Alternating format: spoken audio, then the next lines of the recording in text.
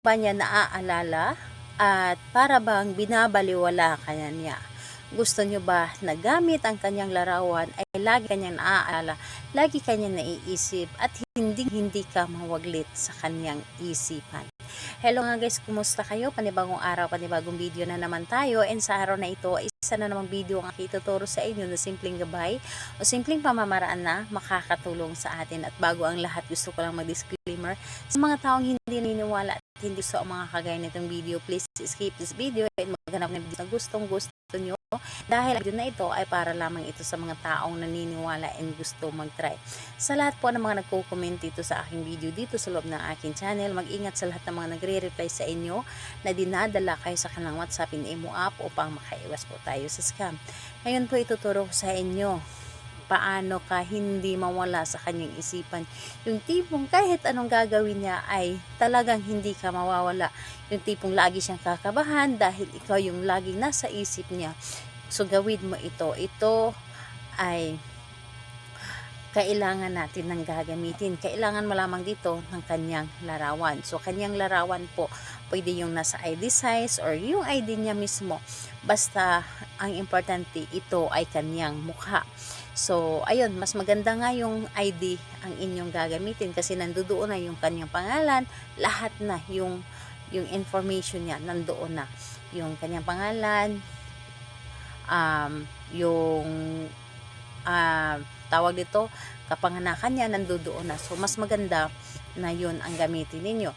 And, ayun po, kapag ready na yung larawan niya, ay kailangan na ihanda mo rin ang inyong sarili. Kailangan na wala ka mga iniisip na mga problema, walang gumugulo sa iyong isipan, yung tipong walang makakadistract sa inyo, and buo ang inyong loob sa paggawa nito, and naniniwala ka dapat, dahil yun ang pinaka-importante sa ating mga ginagawang ritual, yung naniniwala ka.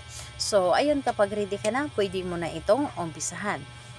Ang gagawin mo lamang dito sa kanyang larawan, ay kausapin mo lamang ito. Halimbawa, kausapin mo lamang ito, titigan mo lamang ito ang kanyang larawan. Titigan mo na may buong pagmamahal. And dapat po, niraramdam ninyo talaga sa inyong sarili na sobrang mahal na mahal ninyo siya. And kausapin ninyo na para bang siya yung kausap ninyo sa personal. Halimbawa, ay pangalan niya at apelyido, sabihin mo, at yung tawagan ninyo, halimbawa, mahal, hindi ako mawaglit sa iyong isipan, ako lamang ang mamahalin mo at maaalala mo ako palagi. Magiging masaya or hindi ka magiging masaya kapag hindi mo ako nakikita, at ako lamang ang papasok talaga sa iyong isipan. So lahat na sabihin mo, and ayun po, pagkatapos mong sabihin, halikan mo lamang ang kanyang larawan ng 3 ulit.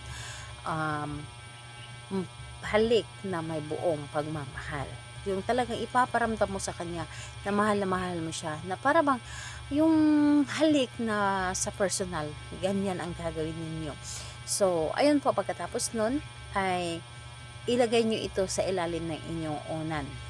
So, sa mga baguhan na gumawa ng mga ritual, normal po yun na kapag gumawa kayo ng rituals, tapos itong larawan niya or di kaya pangalan niya ilagay ninyo sa ilalim ng inyong unan, na para bang kayo ang nababalisa. Normal po yun. Pero kapag nasanay na kayo, asahan ninyo ang ginawa ninyo or ang target ninyo, sila na po ang nababalisa. So, ayun, hayaan nyo lamang ito sa ilalim ng inyong unan. And kapag gabi, kapag tulog ninyo sa gabi, kunin ninyo ito at mag-good night kayo. Asahan ninyo, mababalisa palagi ang target ninyo at lagi kayong naaalala. Gawin ito sa kahit anong araw at oras, pwede, basta buo po ang inyong loob sa paggawa nito. Salamat po sa inyo. Bye bye everyone. God bless us all.